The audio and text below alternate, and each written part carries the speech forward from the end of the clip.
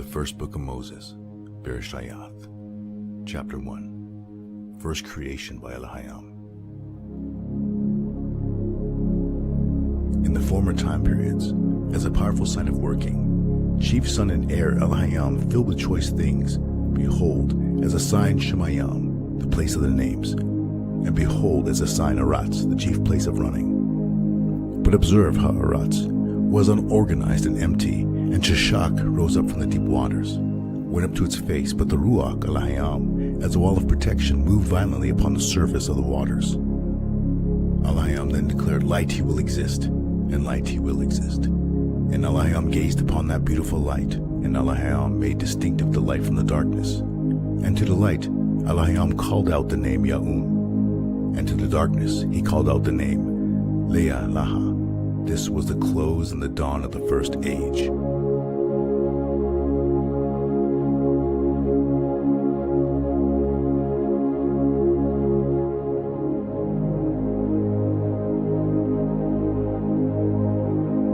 The Ketub Abarayath, or the Paleo Hebrew, is a language over 5,000 years old.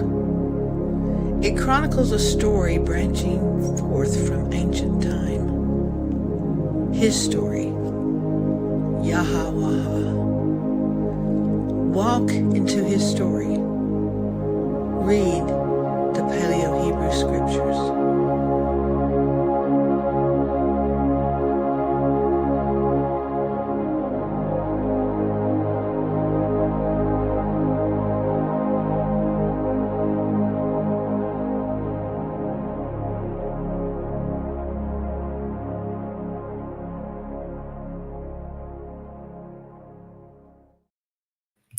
Shabbat Shalom, everybody. Happy prep day, or whenever your Sabbath is. My name is Noel Joshua Hadley, coming to you from Charleston, South Carolina. And I have a confession to make. Starting out, I almost didn't start on time tonight. And I say almost. I actually did get down to the exact second. I hit the 9 o'clock sharp Eastern time. I hit the record button to go live. But I almost didn't, and here's the reason why. I was getting prepped tonight. I had my coffee right here, everything good to go, and my wife walked into the room, and she handed me a cookie. And this came like right out of the oven. It was piping hot, chocolate chip, and just melt in your hand before it even gets to your mouth. Right? It's like you pick it up, it's all over your hands, messy stuff. And I was like, you know what? I'm going to sit here and enjoy my cookie, and the world can wait. I know that there was people waiting, but it all worked out in the end. I'm here. And as you can tell, I'm in a good mood. I haven't been with you guys in 3 weeks now or something like that. It's been a long time, not for lack of a desire to do so. Let me give an explanation on this. It's been, I think 3 weeks since the last Torah portion. I missed the last two. The good news is that I was 2 weeks ahead of the general rabbinical, calendar that most people go with. And I happen to be, I think most of the world is on week 5 of Genesis this week, which is what I'm doing. So I'm right on track there. But where was I the last couple of weeks? I was finishing my epic tour of Europe. Let me just say, I've traveled my entire life. We just travel. That's what we do. We travel. But this was the last 7 months was the most epic 7 months of my entire life. It was amazing. And I'm sorry to say for everyone out there, you're going to, like the last 5 or 6 years, I would give the story, remember that time I was living in Europe, and you guys be like, oh, well, you're going to have to deal with that again for the next 5 to 10 years. My apologies on that, but not really apologizing for anything. It was epic, but I was on a boat crossing transatlantic, just as the people did it for hundreds of years. And that was always been on my bucket list to do, though the seasickness was a legitimate reality. And I do think that this needs a little bit of explaining. Most people were completely fine with it. But the boat would go forwards, back, side to side, forward, back, side to side, rinse and repeat. nonstop. So imagine if you've ever been on a carnival ride. I think everyone probably listening has at some point in your life, or many carnival rides. And the thing that makes a carnival ride tolerable is that it's only going to last 60 seconds to 3 minutes, right? And then you get off, and then you kind of reorient yourself. And I had to, after like a few days of this, I had to come to terms with the fact that I'm never getting off the ride. It will never stop, at least for 2 weeks. I will be on this ride. And you almost have to make it like funny, because at some point my wife and I would be sleeping in our bed at night, and it's going back and forth like this so much that it would flip us over like pancakes. We'd start laughing in the middle of the night because you're asleep and you flip over together, the fork, the two forks, flip over, and then you flip over the other way. And it would just go on like that every night. I would go up to people and they'd be like, you're not feeling well? You're sick? And I'm like, yeah, I'm really feeling seasick. They're like, no, you're not supposed, it's only supposed to last a couple days. Don't worry, you'll go away in a couple days. I'm like, it's like day 5. And they're like, oh, sorry, dude. So quick story. I would go up to the top deck to get my work done. I bring my laptop up there because I could look out at the ocean and kind of reorient myself when I was feeling that sickness really come in strong. And there's one moment I'm sitting at the table there, and I was finishing the Mary Magdalene, Wife of Messiah, the 2nd edition, which I is now available. I was really happy to do that.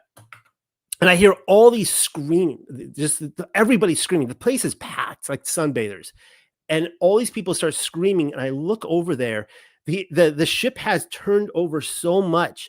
The entire pool has pretty much emptied out, and this wave is coming at me, and it's drenching everybody. And I'm just like, I'm gonna get it. Like this wave is going to I'm gonna be soaking wet. And luckily, the boat then turned back the other way, and it all went back into the pool again. So we're all good. Anyways, once again, Shabbat Shalom, everybody.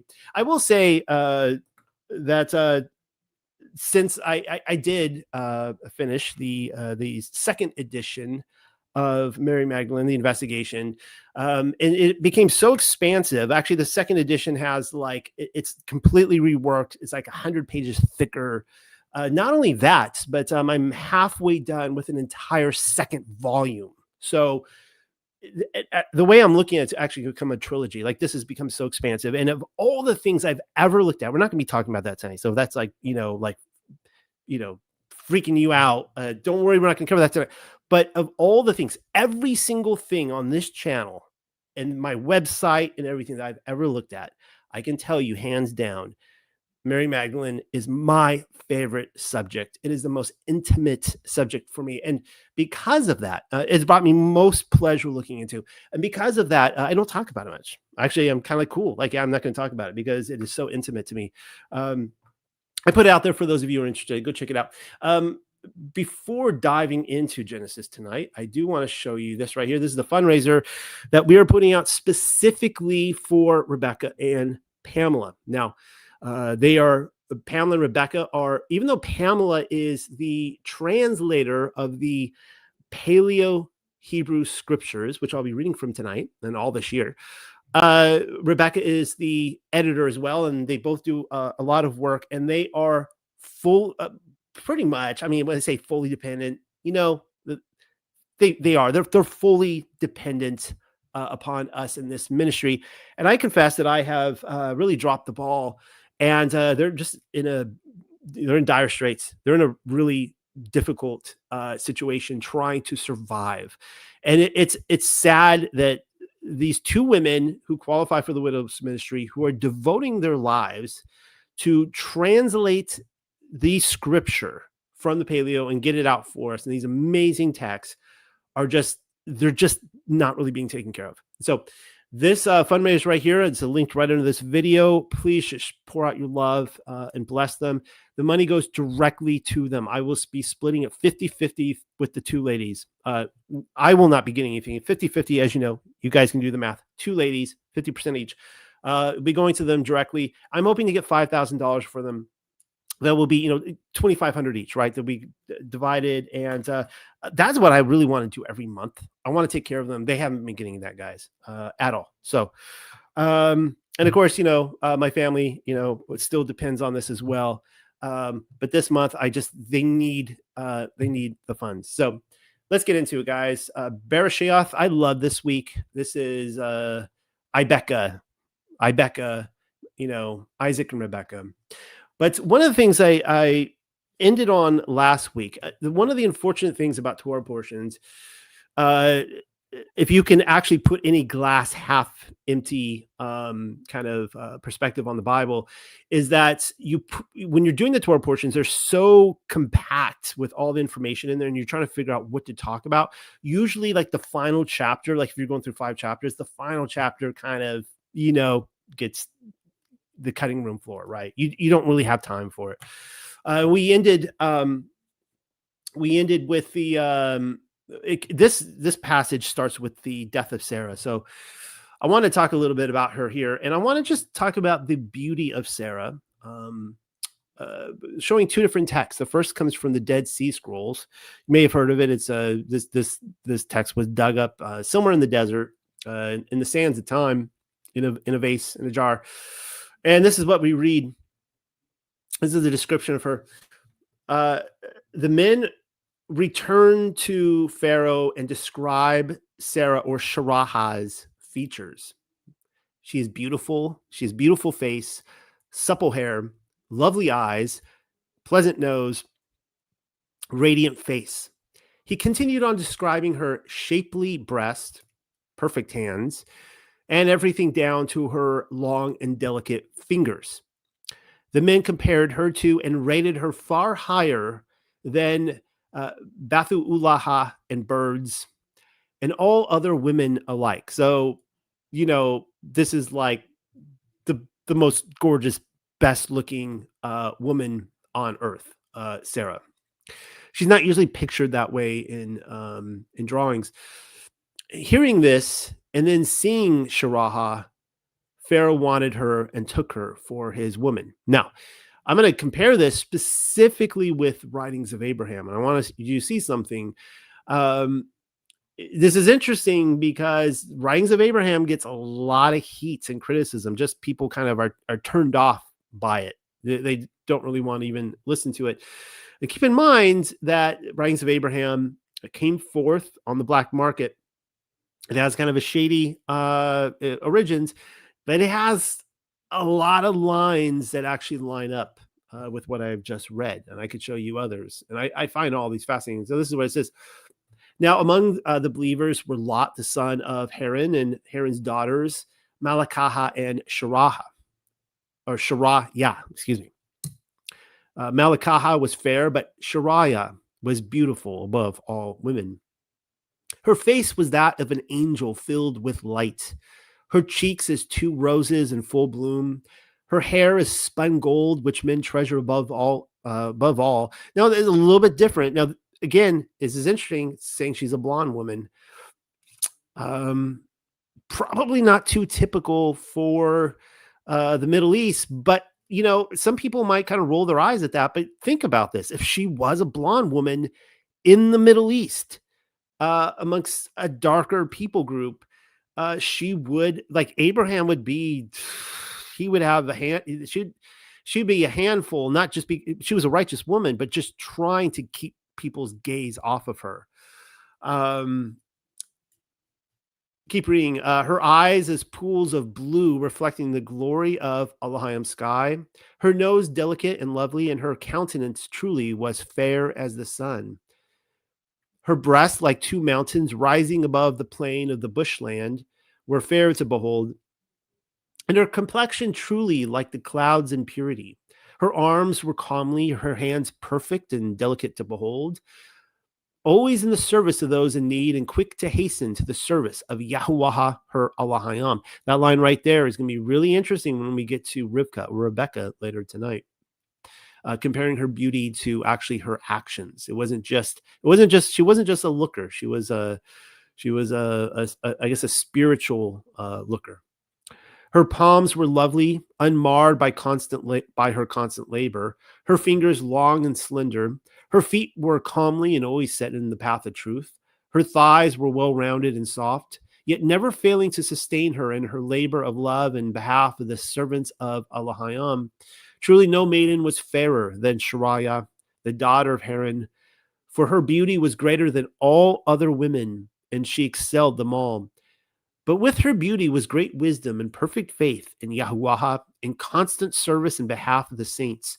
For her hands never ceased from blessing the people of Elohim. Really, here it's like describing truly the female counterpart of Abraham. They're really amazing people. All right, so that's the writing of Abraham. Let's break right into this. This is chapter 23. The death, we just got to know her too. We just described her, and here we are, the death of Sharaha. Now, the life of Sharaha was 127 years. Pause. To my understanding, she is the first. Well, I know she's the first. I'm trying to think if there's any other matriarchs in the Old Testament where it talks about their years of life like this. And maybe Moses' mother, but not in canon, I don't think. So this is really interesting because up to this point, Noah's wife, Eve, any of them, Mrs. Enoch, none of them talk about the women, how long they lived.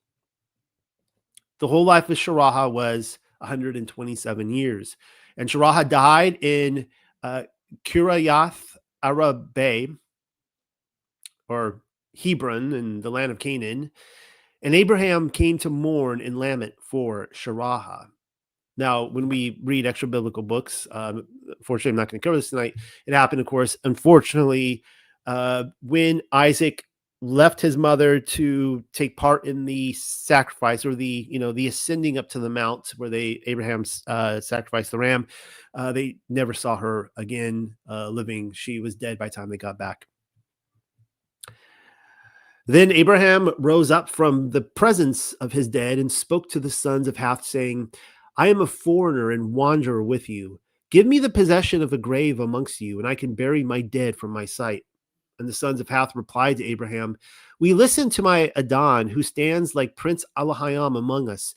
Choose from our tombs and a grave for your dead. None of us will deny his tomb to you, where you can bury your dead. This has been commented on many times. I'm not going to really cover it too much tonight. The fact that Abraham realized that if he needed to, purchase this plot of land, even though he knew he had the faith that Elohim or Yahweh was going to give his descendants this land, that if he did not pay for this, they would be forever contested amongst these people. So, of course, you see his wisdom here. Then Abraham rose up and bowed to the people of the land, to the sons of Hath, and addressed them, saying, If it is in your minds to let my dead be buried from my sight, listen to me and apply for me to Arpharawan, or to Ephron, the son of Zohar, and let him sell me the cave of Machpelah, or Machpelah, which is within the boundaries of his land. He shall sell it to me for full value as a tomb possessed among you. Now, Aparawan resided among the sons of Hath, and he spoke after Abraham in the hearing of the sons of Hath to all who came to the gates of the town, saying, No, Adonijah, listen to me. I give it to you in the presence of the sons of my people. I give it to you as a grave to bury your dead. Then Abraham bowed to the people of the land and addressed, I can't pronounce his name, my apologies, Apharawan, in the hearing of the people of the land, saying, Nay, if you are disposed to listen to me, I will pay you money for the field, so accept it from me, and I will bury my dead there. Then Ephron, in reply to Abraham, said, Adonijah, listen to me. For 400 shekels of money between me and you, the land is yours, and you can bury your dead. So Abraham listened to Ephron, and Abraham weighed out Ephron the money which he had agreed upon in the side of the sons of Hath, 400 shekels of silver currency. Thus he bought the field and the cave which is in it, and all the trees which were in the field, with all the hedge around it. Thus Abraham bought it in the presence of the sons of Hath, of all who came to the gates of the town. And after that, Abraham buried Sharah his wife in the cave, the field of Machpelah, opposite of Mamre, in the land of Canaan. And of course, Mamre would be Mamre, where we get the trees, the oaks of Mamre. And the field with the cave in it was acquired by Abraham for a burial ground from the sons of Hath. So let's look at the death of Sarah in the writings of Abraham. This is what it says. Then the word of Yahweh came unto Sharah, saying, surely I have accepted the offering of Yitzchak and have provided a ram prepared before the foundation of the earth was laid to be offered in his place. Wherefore your son lives and is with his father Abraham, and even now searches for you. So you've heard me say this a few times now. I find it really fascinating. Now, this ram prepared before the foundation of the earth actually lines up with the Aramaic Targum. That's not why I find it fascinating, though. I do really enjoy seeing these cultural books all line up on this kind of stuff. That this worldview, the fact that there was a lamb prepared before the foundation of the world in a post-Newtonian, scientific age today, some people listening might go, oh, come on, really? There was a ram that was prepared before the foundations of the earth. It wasn't just a local ram that showed up. Well, the idea is that this ram literally, it wasn't wandering the earth, so to speak. I haven't read anything that seems to imply that it came from heaven, right? Well, this would have been, if Abraham would have said that in his day, the local people of Mesopotamia, in fact, because he came from Mesopotamia, would be like, yeah, that makes sense. The reason I say that is because the Mesopotamian Sumerian literature that I have read has stated that sheep were not brought to the earth during the quote unquote creation week, that they are actually brought down as a gift from the Anunnaki, that they actually came from heaven. So that's really interesting. We see another case, you could cross-reference this with scripture and see that worldview playing out. In the same way, this sheep came from heaven as a gift from Yahweh. So think about that. Next time you see sheep out there, the little fickle, adorable creatures, woolly creatures, that they are aliens. They are not originally from this earth. They came from heaven.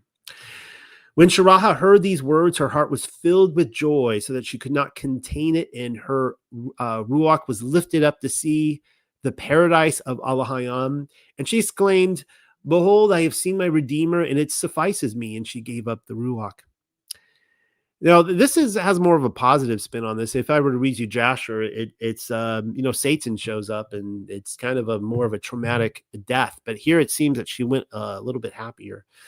Thus did Sharah die in the oak woods of Mamre, being 127 years old, and she died having seen her Redeemer and having received from him the promise of eternal life.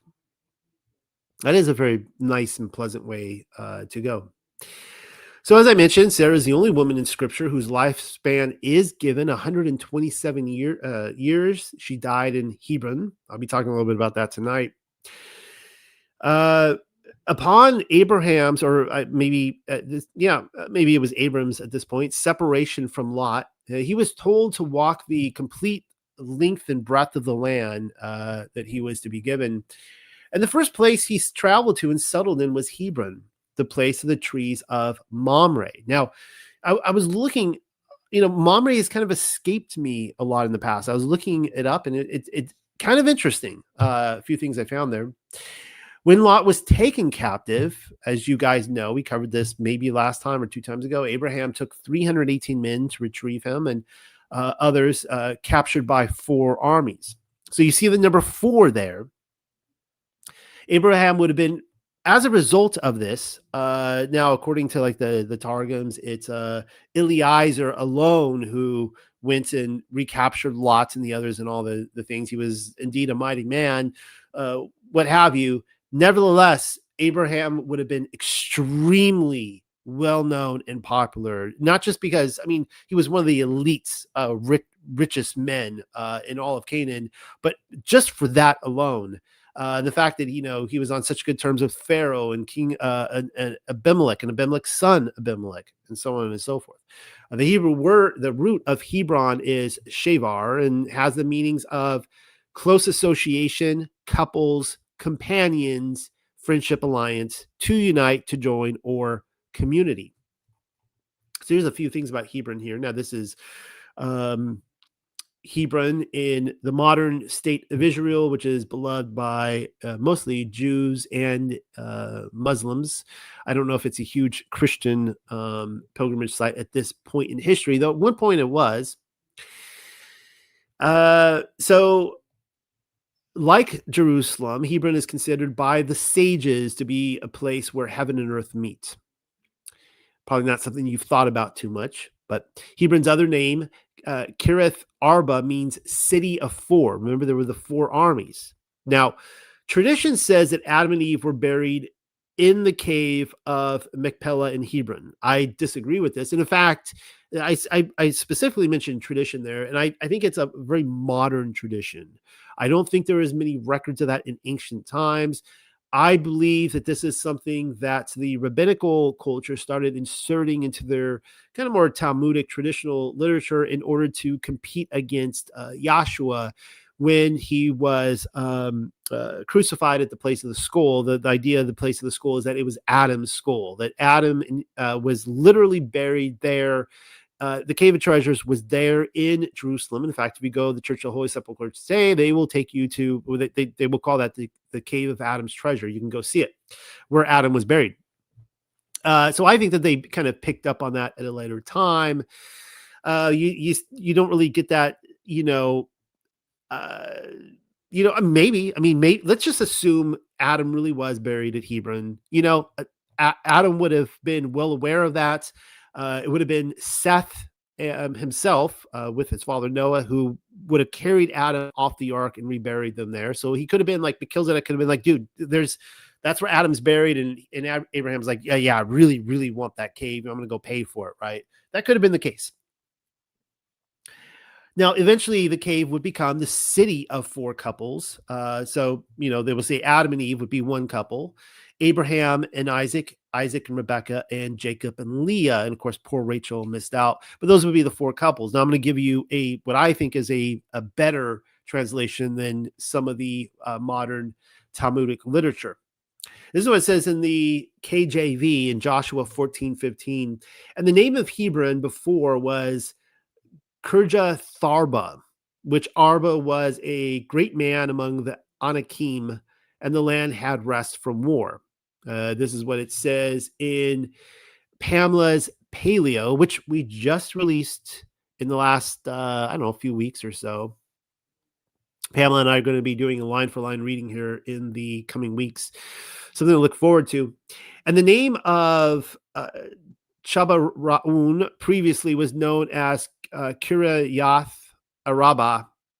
As you can tell, I'm going to be having Pamela read most of it, I think. She can pronounce her words much better than I can. Araba'ah was a great Adam among the Anakim, and the land had rest from warfare. This is what it says in Numbers 13:22 about Hebron. So they went up and spied out the land from the wilderness of Zin as far as Rehob near the entrance of Hamath. And they went up through the south and came to Hebron. So we'll be getting to this later in the year when the 10 wicked spies went with the 2 truthful spies. And it says, Ahiman, Shishai, and Talmai, the descendants of Anak, were there. Now, Hebron was built 7 years before Zon in Egypt. So there you see 4 names right there. This comes from Legends of the Jews, Volume 3. Not only the sons of Anak were of such strength and size, but his daughters also, whom the spies chanced to see. For when these reached the city inhabited by Anak, that was called Kiriath Arba, city of 4, and this explains it here. They tell you in Legends of the Jews the original meaning, because the giant Enoch and his 3 sons dwelt there. So that is why it's called the city of 4. Jumping on ahead here, Genesis 14:13 says, and there came one that had escaped and told Abram the Hebrew. Now we know in the Aramaic Targum that this would be Og. For he dwelt in the plain of Mamre the Amorite, brother of Eshol and brother of Aner, and these were confederate with Abram. So this line has slipped past me so many times. This is the first time I'm ever commenting on this before. The oaks of Mamre, they were named after Mamre the Amorite. So Mamre was the brother of Eshol and the brother of Aner, and these were all confederates with Abram. What does it mean that they were all confederates? I mean, they were obviously friends. It seemed to me that that when Abram it's a really interesting contrast, because Lot goes off amongst wicked people at Sodom. And he spies that out. He really wants that. And where does Abram go? He goes to plop his tent down with very righteous people. These Mamre, who got these oaks named after him, was a very righteous dude. Let's see. Before I cover that, the Midrash, Bereshit Rabbah 58:4, lists several explanations for the city of 4. This is what they say. There's 7 here. 4 righteous men originally lived in the city and were circumcised there. So here you go. Aner, Ishkol, Mamre, and Abraham. So that's really interesting. So there you have 4. Those are the 3 other righteous men we just read. And Abraham would make the 4th. It could be that's why it's a city of 4. There were the 4 patriarchs, which again is a later explanation: Adam, Abraham, Isaac, and Jacob. There are 4 matriarchs: Eve, Sarah, Rebecca, and Leah. The 4 giants ruled the city: Achiman, Shishai, Talmai, and their father. The 3 sons of Enoch. Hebron was the base from which Abraham chased the 4 kings. Isn't it amazing how many 4s are coming up in this? Minus, of course, Adam and Eve. 4 parties received portions in that city: the tribe of Judah, the Levites, the Kohanim, and the family of Caleb. Hebron is one of only 4 rocky areas in the Holy Land, believe it or not, which highlights the geographic excellence of that land. Now, this is, and I'm telling you guys just in advance, going forward, I'm just not going to be apologetic about looking at the land of Israel as the historical land. If people want to have a different point of view, that's completely fine. As far as I'm concerned, it's Israel itself has to be disproven. I think that there's so much evidence there. It's way more than people however much you can imagine. I'm telling you, it's more. There's more evidence there that it's a historical land than you're probably imagining in your head, which could be quite a lot. There are things in there that it's so implanted within the words themselves that's the meaning is being rediscovered now, and people are like, whoa, okay.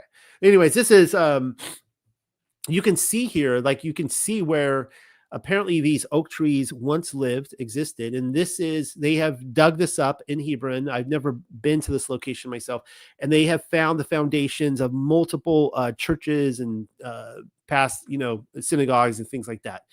So this is reading to you from Wikipedia. Herod the Great transferred the Mamre tradition 2.5 kilometers to the north from the site at Kirbet Nirma to the site at Ramat El Khalil, which I think is this site right here, by the way. This was the site that's in the first century during Yahshua's time. It doesn't make it the correct position, but during Yahshua's time, this is where people would go on pilgrimages. The Jews would go here to celebrate where Abraham lived. This was part of Herod's upgrade of Hebron as a cult center dedicated to the patriarch Abraham by erecting 2 shrines, one at Abraham's tomb and one at the site he connected to his place of residence, where the patriarch dined under a tree together with the 3 men. It has been noted that Hebron and Mamre were located in Idumean territory, that would, Edomite, that both Jews and the Idumean regarded Abraham as their common ancestor. Remember that Herod is an Edomite, right?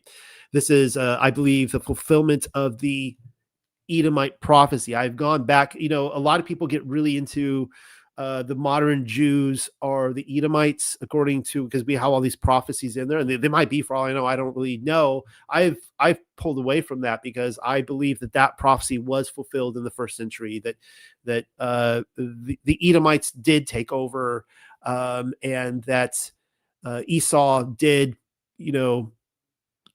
crush, he did kill Jacob, so to speak, Mashiach. It has been noted that Hebron and Mamre were, okay, I read all that. All right, let's keep reading. Josephus records a tradition according to which the terebinth at Mamre was as old as the world itself. The site was soaked in legend. Jews, Christians, and pagans made sacrifices on the site, burning animals, and the tree was considered immune to the flames of the sacrifices. So according to Josephus, the tree that was there at that time, they believed, was the same oak of Mamre that Abraham was under with the 3 angels. Constantine the Great was still attempting without success to stop the tradition. The Herodian structure was destroyed by Simon Bar Kokhba's army, only to be rebuilt by the Roman Emperor Hadrian. Hadrian revived the fair, which had long been an important one, as it took place at an intersection forming the transport and communications nub of the southern Judean mountains. And I told you before that Abraham very likely strategically planted himself in a crossroads type place. Apparently, the road led to Sodom and Gomorrah, right? Because the angels were on their way there. So he would have been in a strategic road to Sodom and Gomorrah, to the lower, the Edenic type paradise plain down there at that time, to the road to Egypt, the road up to Jerusalem, to the city of Shalom, and so on and so forth. I wanted to read you all this, but now I'm not so sure. Eusebius describes how, notwithstanding the rabbinic ban, by the time of Constantine the Great's reign, the market had become an informal, interdenominational festival, in addition to its functions as a trade fair frequented by Christians, Jews, and pagans. And the cultic shrine, so it's interesting back then that I specifically noted that Christians today aren't really interested in the shrine of Abraham. They're kind of disconnected from that tradition. These Christians back then did. And you kind of have to read between the lines here. I think that this is, back then, leading up to Constantine, the true Christians were much more, quote unquote, as we would say, Jewish from propaganda perspectives. They were Hebrew, right? The Nazarene, and they saw their heritage there. And so what you see is Constantine coming in. There's probably some propaganda here, and he's trying to put, he's saying it's pagan. I'm really questioning maybe some of this paganism. I think that it was probably Christians and Jews intermixing together, and about the Jew tax and all that. And Constantine was like, we need to nip this in the bud. I think that's what happened. The cultic shrine was made over for Christian use after Eutropia, Constantine's mother-in-law, visited and was scandalized by its pagan character. Constantine, informed of these pagan practices, attempted without success to put an end to the festive rituals celebrated around the tree. He angrily wrote to Macarius, bishop of Jerusalem, and all the other bishops of Palestine, and admonished them, letting them know that he had ordered the Comus Acacius to destroy all pagan idols and punish those holding on to pagan practices. Now, the enclosure was then consecrated. Constantine had a basilica built dedicated to St. George. That's kind of interesting.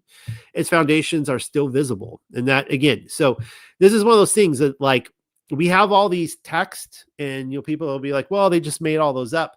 But it's interesting that they use these texts to go in, and they, lo and behold, They find it just as the text described, and it says right there, the foundations are still visible. You can go see the Church of St. George there at the site. We're going to just move on. I wanted to talk a little bit. Let's just read this about Abraham and Melchizedek. It's a little bit review from last time, but I think it's worth going over. This is coming from the Book of the Cave of Treasures. And at that time, Abraham had no son because Sarah was barren. And when he returned from the battle of the kings, the agency of God called him, and he crossed the mountains of Yabos. And Melchizedek, the king of Salem, the priest of the Most High God, or Elohim, went forth to meet him. And when Abraham saw Melchizedek, he made haste and fell upon his face and did homage to him. And he rose up from the ground and embraced him and kissed him and was blessed by him. And Melchizedek blessed Abraham, and Abraham gave Melchizedek tithes of everything which he had with him. And Melchizedek made him to participate in the holy mysteries of the bread of the offering and the wine of redemption.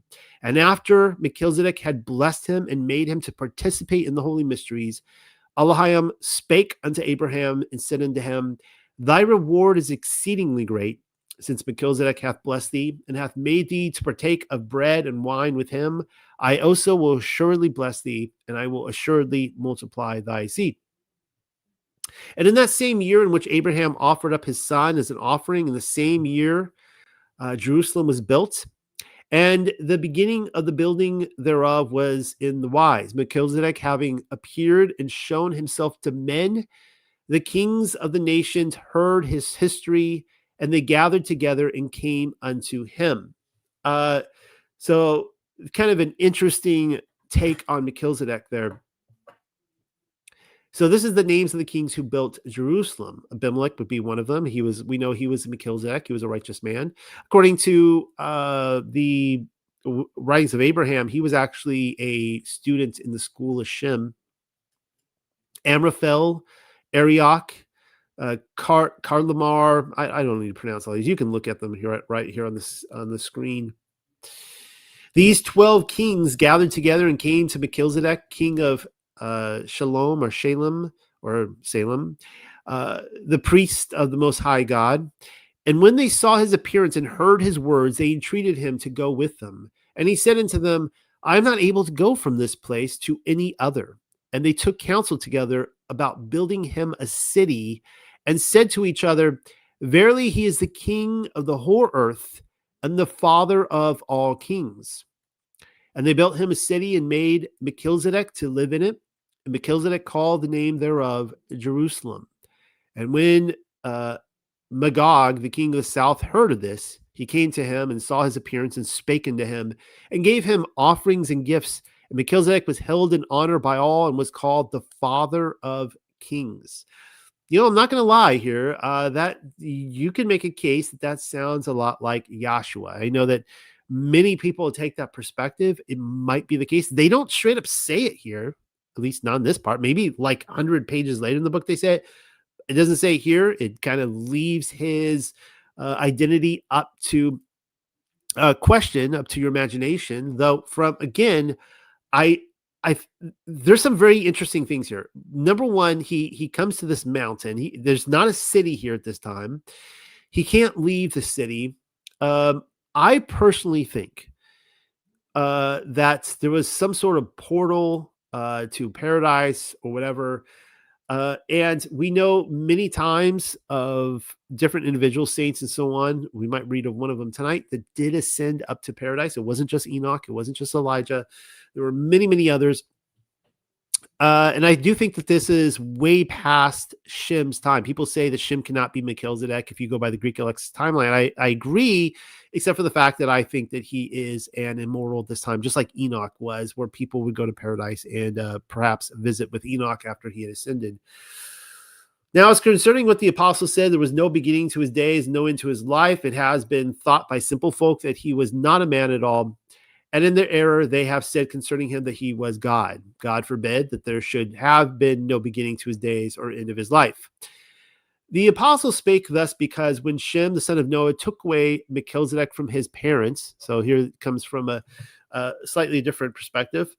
No word is said as to how old he was when he went up from the east, and it is not said how old he was at the time of his departure from this world. Now he was the son of Malek, the son of Arpachshad, the son of Shem, and he was not the son of one of the patriarchs. And the apostles said that none of his father's family had ever ministered at the altar. The name of his father is not written in the genealogies because Matthew and Luke, the evangelists, only wrote down the names of the fathers in chief, the patriarchs. And for this reason, neither the name of his father nor the name of his mother is known. The apostle did not say that he had no parents, but only that they were not written down in Matthew and Luke. So kind of interesting. So the writer of the Cave of Treasures is there saying that it is another member of the entourage. When you read Second Enoch, as I did to you a few weeks ago, it says that there was a Melchizedek that was before the flood too. So that ascended to heaven, and it was Noah's nephew. Let's read about the death of. Do I want to read about this tonight? You know, I'm not. I said I wasn't going to, so I'm not going to read about it tonight. Let's keep reading our Torah portions. The history of Yitzhak's marriage. This is where it gets exciting. This is the part I really like. Abraham, however, grew old and advanced in years, and Yahuwah had prospered Abraham in everything. Then Abraham said to his servant, the chief of his household and steward over all he had, he's speaking to Eliezer, who is, of course, Nimrod's son. I wish you to put your hand under my thigh and take an oath to me by Yahuwah, the ever-living, the Alahaya of Ha-Shamayam, that would be heaven, and the Alahaya of Ha'arat, the earth, that you will not take a woman for my son from the Canaanites or the Kanu-a-Nuya, among whom I reside. But you will go to my old family and take a woman for my son Yitzhak. But the servant asked him, if a woman does not desire to come along with me to this country, shall I return and take your son to the land from which you came? And then Abraham, in reply to him, declared, be careful not to take my son from there. The ever-living, the Alahaya of Hashamayam, who took me from my father's home and from the land of my birth, and who spoke to me and also took oath to me, declaring, I will give this land to your seed. He will send his malak before you, and you will bring a woman for my son from there. But if a woman does not desire to come along with you, then you shall be free from your oath, except that you must never take my son there. Now, this is important because I will be talking about this a little bit of commentary, that Yitzhak was an ascending offering. And the verbiage that was used when they would go to pilgrimages to Jerusalem was to go up, right? There was a connection between heaven and earth in Jerusalem that I think was very manifested at this time, as I said, like maybe in a portal or something with the school of Shem, with the Melchizedeks. And what's interesting about Yitzhak is that he never left the land of his birth. I think everyone else did. I mean, Yaakov, who is Yitzhak's son, he left prayerfully, but he left. Abraham, of course, wasn't born in the land, but Yitzhak was unique that he didn't go to Egypt. He didn't go anywhere else. And so as you can see here, Abraham's, telling Eliezer, because Eliezer is like, look, what if I can't find a woman, And he's like, look, you'll be freed from your oath. If you cannot find a woman, just whatever you do, I would rather my son not marry. Okay. Don't give her a Canaanite woman. Don't take him out of the land. He is like an ascending offering. He has to stay here. He's like, he's holy. This servant afterwards took 10 camels of his master. That's an interesting number right there. And plenty of his master's wealth in his hand. And he rose up and went to Aram between the rivers to the town of Nahor, or I don't know if you pronounce the C there, but yeah, I guess Nahor, same thing. And he knelt the camels outside the town at the well of water in the evening at the time when they came out to draw water, and he prayed. And I love this scene right here. I mean, I could just visualize this in my head. This is one of those scenes in the Bible where I could just visualize like a movie, everything happening, unfolding. And this is what he prays. Yahuwah, ever living, Alahaya of my Adon Abraham, turn now your face today and do a kindness to my Adon Abraham. I am here encamped at the spring of water, and the daughters of the men of the town will come out to draw water. So let it be that when the girl to whom I say, 'Hand me your bucket and I will drink,' if she replies, 'Drink and I will also give drink to your camels,' let your servant take her to Yitzhak, for by that I shall know you will do a kindness to my master." Have you guys ever prayed something like this before? And then it like happens. This had to be just an amazing experience. And I could just visualize him sitting there, like all 10 camels down on their knees. The camels don't have water yet, and they're just waiting. I don't know how many women were there, if there were any women there. It says in the next line that says, "And it so happened as he was coming to an end of his prayer," like happened instantaneous. He looks, and this young girl starts walking out, and he's thinking, "Can it be? Is this the woman for me to take back to Yitzhak?" And it says that Rabakuha, or of course we know in the modern Hebrew it's Rivka. There was no V in the ancient world. But I love this. This is what we named our daughter, Rivka. She was named after her grandmother, Rebecca. The Rabakuha, who was the daughter of Bethuel, the son of Malakaha, woman of Nahor, the brother of Abraham, came out. So that's awesome. Girl comes out related to Abraham. Good so far. Came out with a bucket upon her shoulder, and the girl was very beautiful to look upon. A Bethula. This is the first time that the word is used in canon for a Bethula. You've heard me comment on this before, that a Bethula, it's kind of like a virgin, but you can't. It's a little bit different. In this case, she was a virgin. We assume, I think correctly, that she was a virgin. She had never been with a man. But a Bethula doesn't have to be a virgin. In the Western world, we think that, a woman, she loses her virginity, that's it. You can't get it back. That's true in that context. But a Bethula is a woman that is set apart. So you could be a married woman your entire life. Your husband dies. You are now a widow, and you could be set apart again. You could enter a Bethula status. This is common for a lot of, say, nuns through history. They would enter the some sort of nunnery after their children grew up and their husband died and they need to be taken care of. They would just become a nun. They'd become a Betula. And so no man had sexual intercourse with her, and she ran to the well, filled her bucket, and drew it up. The steward was delighted and spoke to her and said, "Will you give me a drink of a little of the water from your bucket?" "Drink, sir," was her reply. And she tipped on and lowered her bucket to her hand and gave him a drink. When she had given him to drink, she added, "And now I will draw for your camels that they may all have a drink." So this is amazing. I mean, okay, I can't remember. I wrote down in my notes, a camel, let's just say a camel can drink a lot of water. All right. Like they could empty a well. Well, that's a bit of a stretch. You know what I mean? Like they can empty a bathtub. Okay. You like fill it with water. They can drink a lot of water, especially if they've crossed the desert over a great number of time and their like hump is wilted. That's how you know they're kind of empty on water. If they've got the hump there, they got a lot of water in there. I'm assuming these camels are welted. All right. Those humps are hanging over. According to rabbinical traditions, like he made the journey in like 7 hours or something like that, which could be true. I don't really know. I wasn't there. But this is amazing that she is feeding not just one camel, but 10 camels. This may be, of course, a symbol for Yasharel as well, the divorced tribes. Then she ran and carried her bucket to the spring and dipped it into the well to draw, and she drew for all the camels. So I think that when she's dipping her bucket into the well, it says she runs to dip it in. That's not just one trip. All right. That's a lot of trips. And she is, of course, showing her true character, which we're about to see this contrasted with Laban greatly.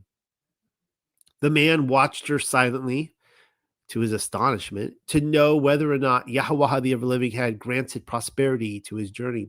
And when she had watered all the camels Then the man took and she's not asking for anything in return, right? Like she's not thinking she's going to get anything out of this. Then the man took a brooch of gold of half a shekel and placed on her arms to brace on her arms to bracelets and said, "My girl, will you now ask the men of your father's house for a place for us to lodge in?" And she answered him, "I am the daughter of Bethuel, the son of Melechah, whom she had to Nahor." And she continued, "We have plenty of straw and fodder and room enough for you to lodge." Then the man bowed and thanked Yahweh, the ever-living, and said, "Thank Yahweh, the ever-living Allahia of my Adon Abraham, who has not forgotten his goodness and truth to my master." So what is Eliezer doing now? He is immediately introducing his God to Rivka, to Rebecca. Like she may have never in her life heard the name of this God before. Maybe she has. Maybe she knew about it. Maybe there were whispers or whatever. But most likely, Yahweh was not the Allahayim, the God of her household. And so she's getting this piece of information. She knows exactly what he's doing. "Thank Yahweh, the ever-living Allahaya of my Adon Abraham, who has not forgotten his goodness and truth to my master. For Yahweh, the ever-living, has led me to the house of the brother of my master." And the girl ran and reported to the house of her mother, as it is here related. And Rebekah had a brother whose name was Laban. Then Laban rose to go to the man who Saul rested near the well. Now notice the first thing he sees when he saw the brooches and the bracelets on the hands of his sister and heard the words of Rebekah, his sister, that the man said this to me. The first thing he sees is the jewelry. He went to the man who remained by the well with his camels and said, "Come in, you blessed of Yahweh." And do you think that he's like being at all sincere about this? Like, no, he is thinking right now about wealth and money, material goods. That's what he says. "Come in, you blessed of your God has truly blessed you. Why do you stand outside when I offer you the house and a stable for your camels?" Then the man entered his house, and he unloaded the camels and gave straw and fodder to the camels and water to wash his feet and the feet of the young men who were with him. Isn't that interesting? It just noted 2 men that were with him. It didn't say that earlier. So now we're getting a little bit of additional information, these 2 extra men. And I know Legends of the Jews states that these 2 young men were actually angels that were traveling with them. He also placed food before them. One of the 2 angels was actually intended, I guess, to be Rebecca's guardian angel. Kind of interesting thought that he was going to, from that point forward, escort her back. He also placed food before them, but he replied, "I will not eat until I have delivered my message." "Speak," he said. "I am the servant of Abraham," he answered, "and Yahweh, the ever-living, has prospered my Adon very greatly, and has given to him sheep and oxen and silver and gold and men and women servants, camels and asses." So he's talking now to, do I almost need to repeat this again? Let me just go over what he says to Rebecca. Let me go over this again because I don't want this to miss you.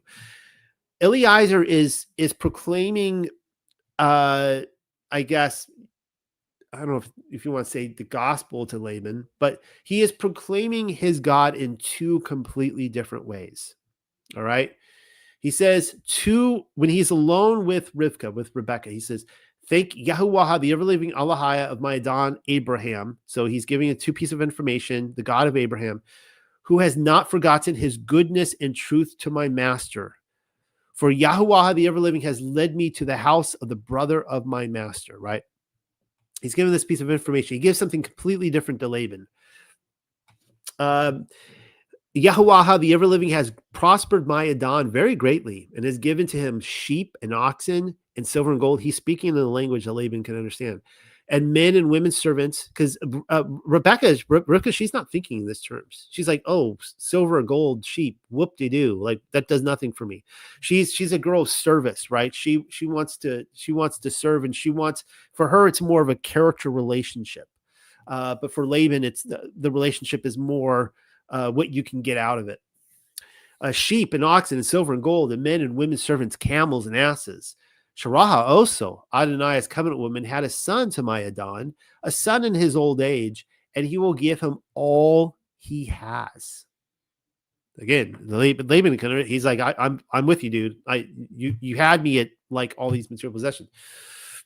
Now my Adon has pledged me to say, take not a woman for my son from the daughters of the Canaanites, among whom I reside in their land, but go instead to the home of my father and choose a woman for my son from among my own family. I'm sure Laban is totally flattered at this point.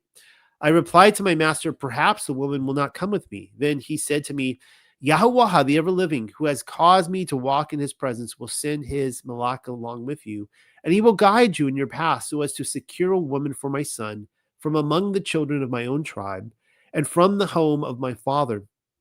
So take an oath to me that you will go to my tribe, and if they will not give to you, you shall be free from your oath.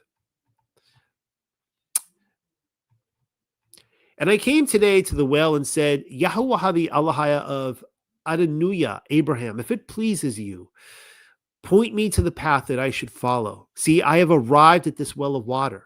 So let it be that when a young girl comes to draw, when I say to her, give me a little water from your bucket, and she answers to me, drink yourself, and I will also draw for the camels, she shall be the woman Yahweh will grant to the son of my Adon.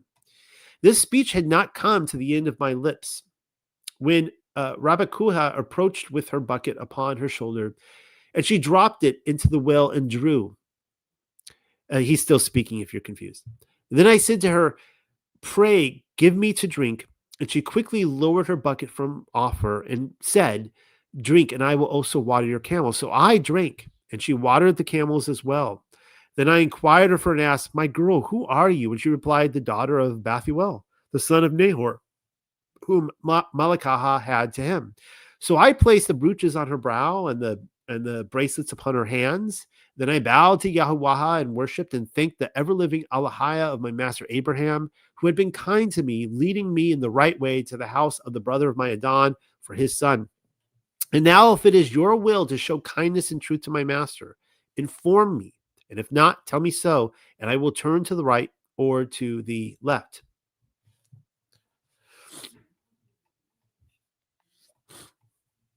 Then Laban and Bethuel answered and said, this has proceeded from Yahweh. We are not able to say to you either good or ill.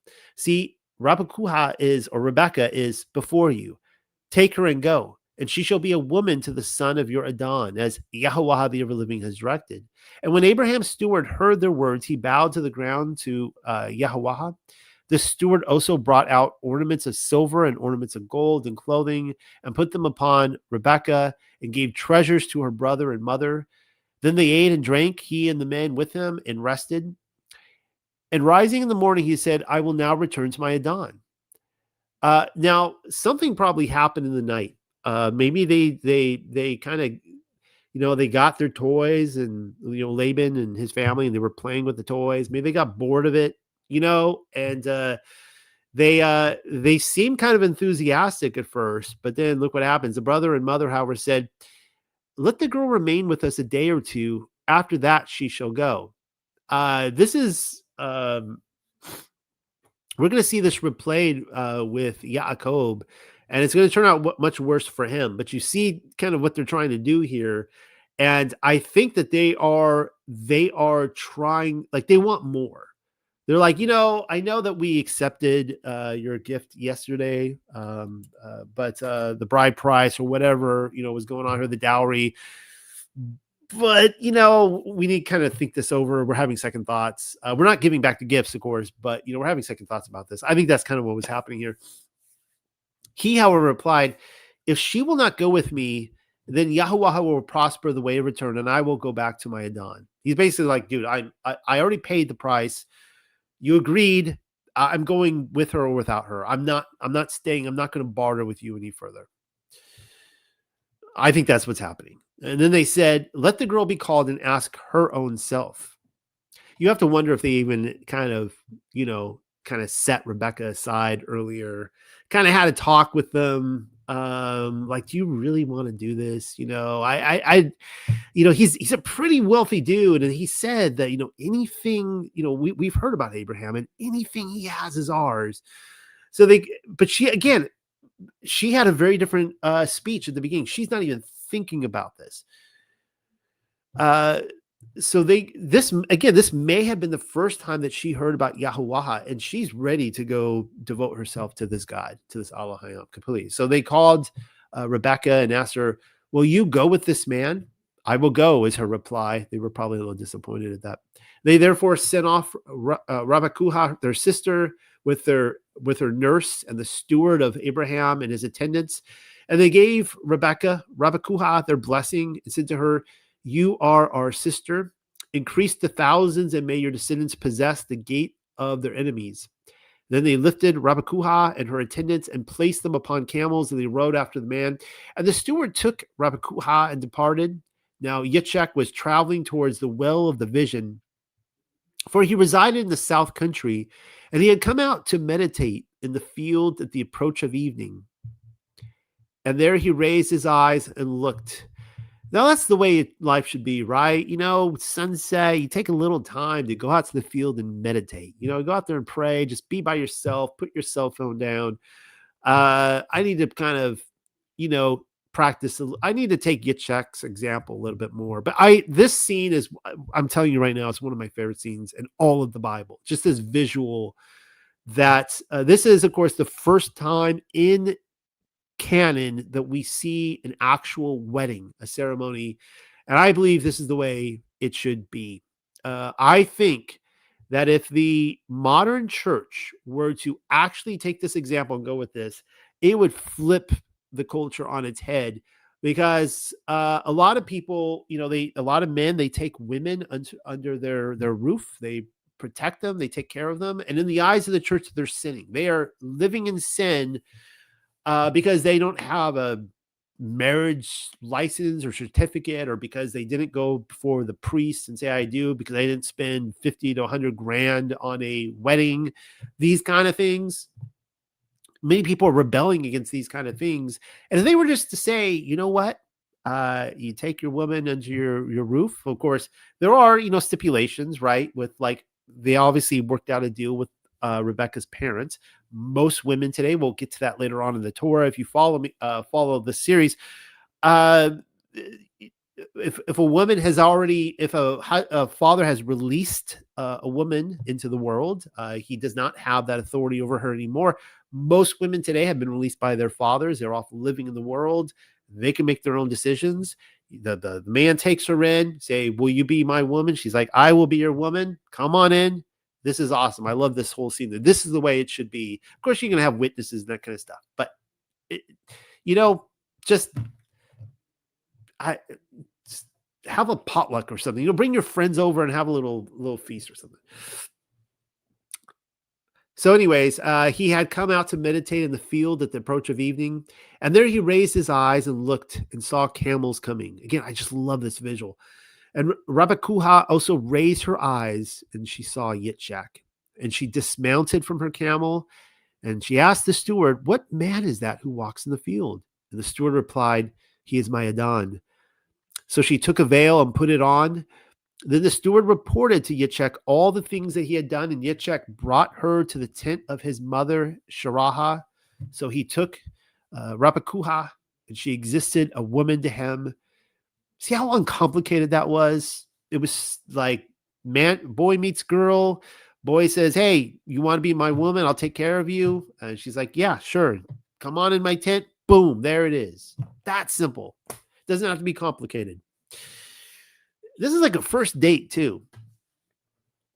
So he took Rabakuha, and she existed a woman to him, and he loved her. And Yitzchak was comforted after his mother. What a beautiful story. Let's really read really quickly about Rebecca in the book of Jasher. The book of Jasher, this is what it says. And the young woman was of very comely appearance. She was a virgin, or it should read Betula. And Rebecca, or Rabakuha, was 10 years old in those days. Now, this is, of course, very, I think, more controversial than it needs to be. I mean, I'll say well, I don't know if I would get flagged on YouTube for saying this, but the PEDO word, this is not that. Okay. This is not a girl being trafficked. She's not being kidnapped. She's not being forced into something. She is clearly a woman. She has had her period. By this point, she is a woman. She is operating. We will learn that she goes like 30 years without having a child. Be that as it may, she is theoretically capable of being a mother. And I know that in this day and age where, girls are supposed to do this and that and go to college and get a job and become a girl boss and dates and sleep around and then marry a guy finally after that, buy the house and then live with them for like 10 years. And now she's like 35 and her biological clock is ticking. She's got like 7 years to get the family out. People are looking at this going, oh my goodness, this was like a little kid. No, I think in this day and age, in this culture, she was a woman capable of making her own decisions. Yes, I mean, a 10-year-old girl is going to be a lot more immature than a 30-year-old woman. That needed even be said. But nevertheless, I don't think there's anything shady about this. She agreed. The parents agreed. Everybody was in agreement. And Bethuel and Laban and his children made a feast on that night. And Eliezer and his men came and ate and drank and rejoiced there on that night. And Eliezer rose up in the morning, he and his men that were with him, and he called to the whole household of Bethuel, saying, send me away that I may go to my master. And they rose up and sent him away. Now, this is kind of interesting because Jasher, and this is one of the things I like to see about Jasher, that it's not a copy and pasted Genesis. If this is a forgery, there are so many variations in this that I mean, I read Jasher and I'm looking at this and going, I don't think, like, there was a source that was writing this, and I don't think that they were using the Torah necessarily as their source. They might have referred to it some, but I think that there was an older source, and you could see that variation right there. And Eliezer rose up in the morning, and he and the men that were with him, and he called to the whole household of Bethuel, saying, send me away that I may go to my... Oh, yeah, I read that. Okay, they blessed her. They sent him away with his men, and the servants took Rabakuha, and he went and returned to his master to the land of Canaan. And Yitzchak took Rabakuha, and she became his woman, and he brought her into the tent. And Yitzchak was 40 years old when he took Rabakuha, the daughter of his uncle Bethuel, for a woman. So that's a 30-year difference there. It's for lack of a better phrase, I guess he liked to rock the cradle. Probably someone just unsubscribed right there from my channel when I said that. This is what it says in Legends of the Jews, Volume 1, The Wooing of Rebekah.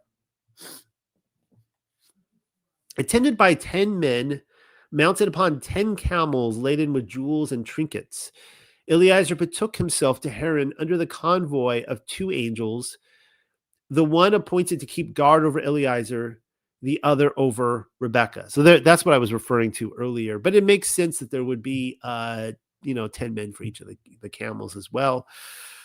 The journey to Haran took but a few hours. At evening of the same day, he reached there because the earth hastened to meet him in a wonderful way. You get this a lot when we get to Yaakov going back to Laban at a later decade. The same thing, apparently. There was like this miraculous, he gets back there in just, a number of, like, within 24 hours or something like that. Make of that what you will. He made a halt at the well of water, and he prayed to God to permit him to distinguish the wife appointed for Isaac among the damsels that came to draw water, by this token that she alone and not the others would give him drink.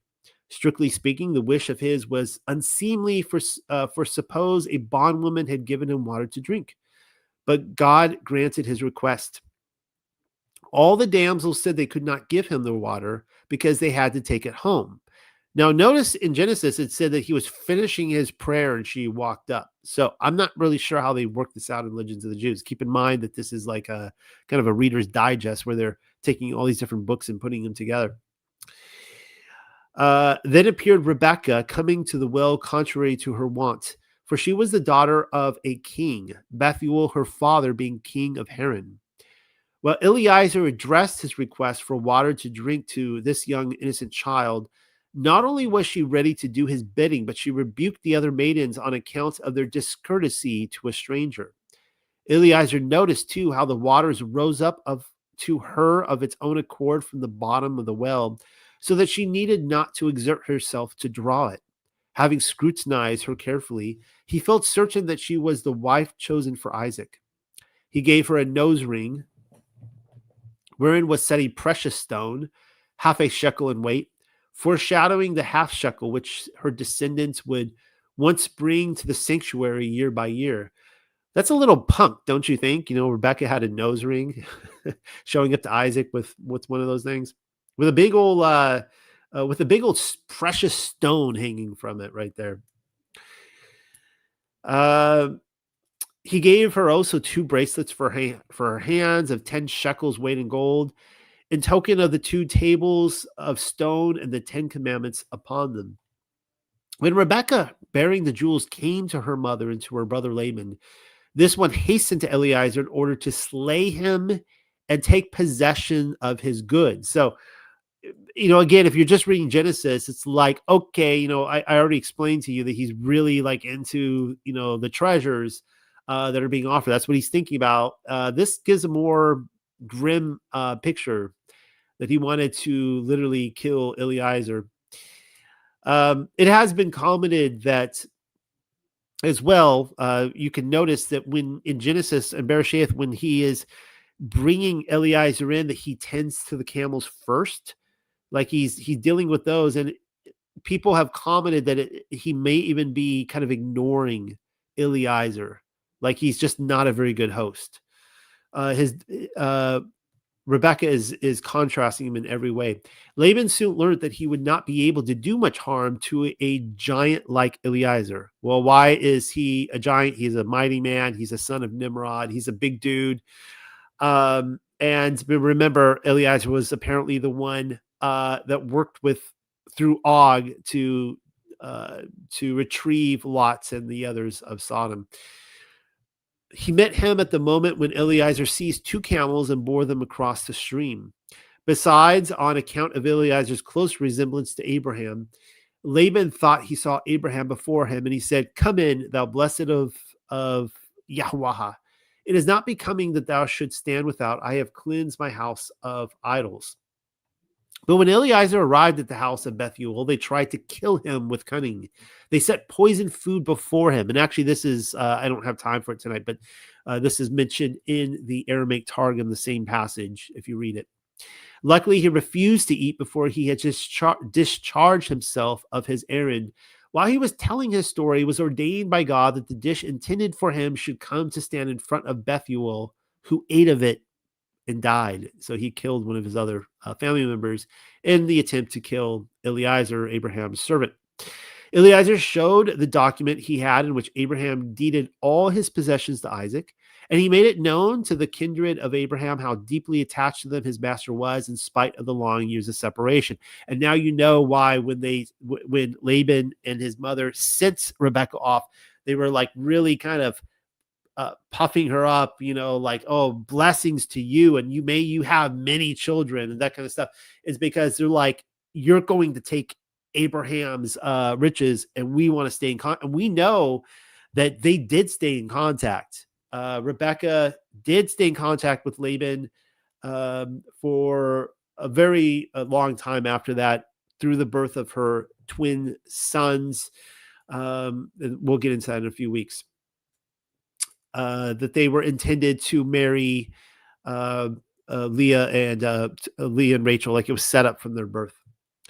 Yet he let them know at the same time that Abraham was not dependent wholly upon them. He might seek a wife for his son among the daughters of Ishmael or Lot.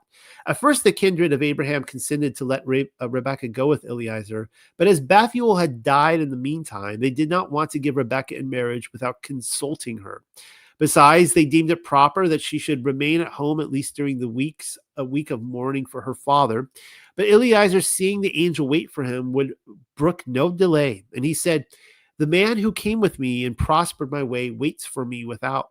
And as Rebekah professed herself ready to go at once with Eliezer, her mother and brother granted her wish and dismissed her with their blessing. But their blessings did not come from the bottom of their hearts. Indeed, as a rule, the blessing of the impious is a curse. Wherefore Rebekah remained barren for years. So that is an interesting contrast there, that they did, supposedly bless her to have many children, and she did not. She went many, many years, decades without having children. She really struggled. I think this is one of the reasons that I really kind of identify with this story as well, as not just because we have a daughter named Rivka, or that fact that my wife's mother was named Rebecca, but because we too, struggled for many, many years to have children. And some of you know the story with my daughter, that I do believe that there was a curse, some sort of generational curse on my family, probably going back to the Freemasons in the 1800s. And I have traced it back to that, in which there was no women born at any time in any generation in our family since the 1800s.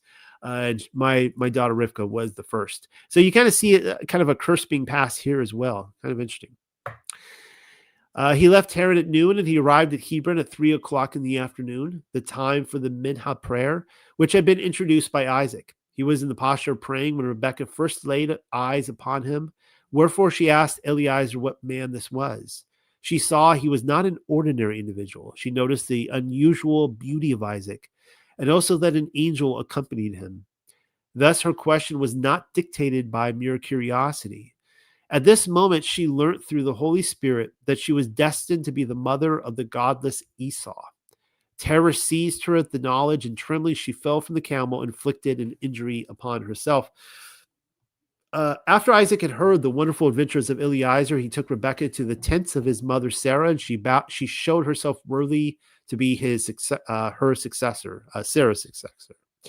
The cloud appeared again that had been visible over the tent during the life of Sarah, and had vanished at her death. The light shone again in the tent of Rebekah that Sarah had kindled at the coming in of the Sabbath, and that had burnt miraculously throughout the week. The blessing returned with Rebekah that had hovered over the dough kneaded by Sarah. And the gates of the tent were opened for the needy, wide and spacious, as they had been during the lifetime of Sarah.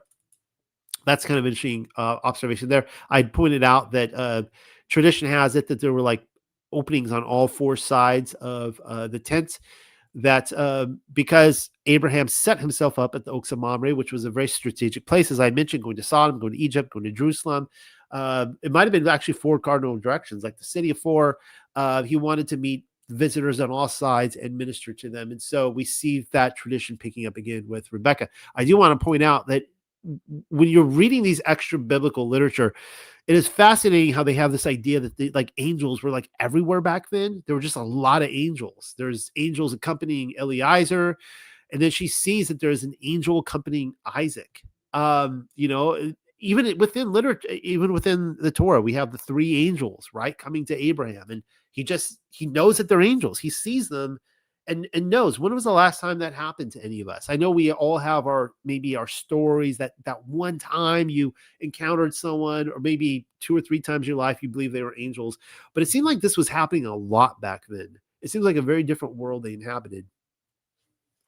For 3 years, Isaac had mourned for his mother, and he could find no consolation in the academy in Shem and Eber. Unfortunately, I guess I skipped that tonight, where he immediately after Sharaha's death, he goes off to the school of Shem again, which I believe was in a paradise. Actually, that's my theory.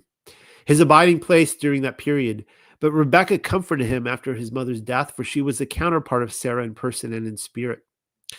As a reward for having executed to his full satisfaction the mission with which he had charged him, Abraham set his bondman free. The curse resting upon Eliezer, as upon all the descendants of Canaan, was transformed into a blessing because he ministered unto Abraham loyally. Remember, this is what the curse that Noah put upon Canaan, that they would be servants to Shem. And Eliezer didn't have to be. I mean, Nimrod sure wasn't, right? He's the son of Nimrod, right? But Eliezer, just like those camels that like bowed, and he really took the knee. And I love Eliezer. I think he was an amazing man, very humble man. I was going to go over some of my 144,000 research. Don't need to. I will point out here in Revelation, you guys have heard me say this so many times. Excuse me, I have something in my throat here. That this is the last instance in canon where we see the word Betula, and it happens in Revelation 14. This referring to the 144,000.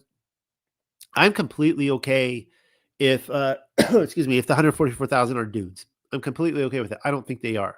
They could be some dudes. It could be maybe 50-50. There's a lot of talk within the Torah circles about, how they're like centurion guards and all this different stuff. Like they're these badass soldiers. That's really popular. It does refer to those as Betulas. And in any given instance, if they are not women, it is the first time in canonical history. It is a one-off. And I don't think that's how we should read Revelation. Excuse me. I don't think that's how we should read Revelation. It is John is writing this referring to the Tanakh, the Torah. He's got his audience. They're cross-referencing this. Rebecca is the first Betula. I think that they are all modeled after her.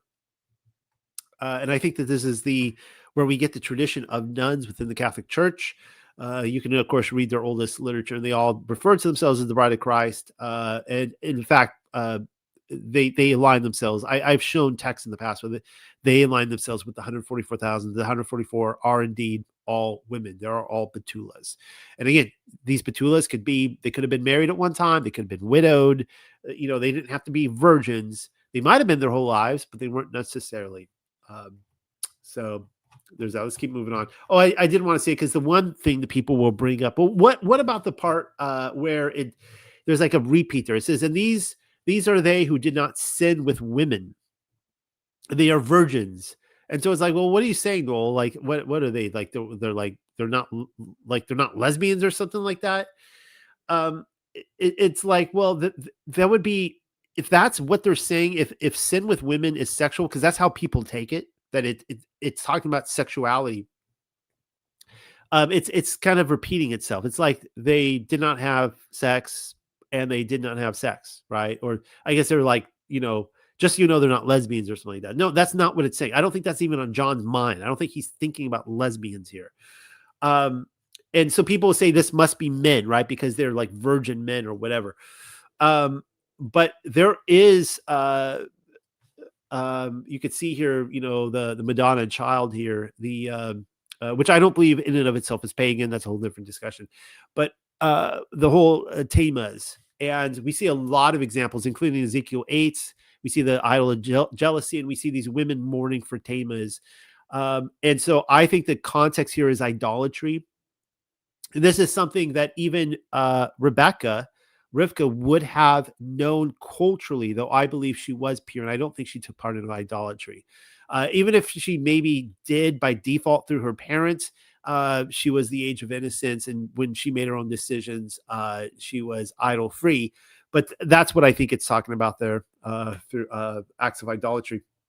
So let's talk about Rebecca as the bride of Messiah.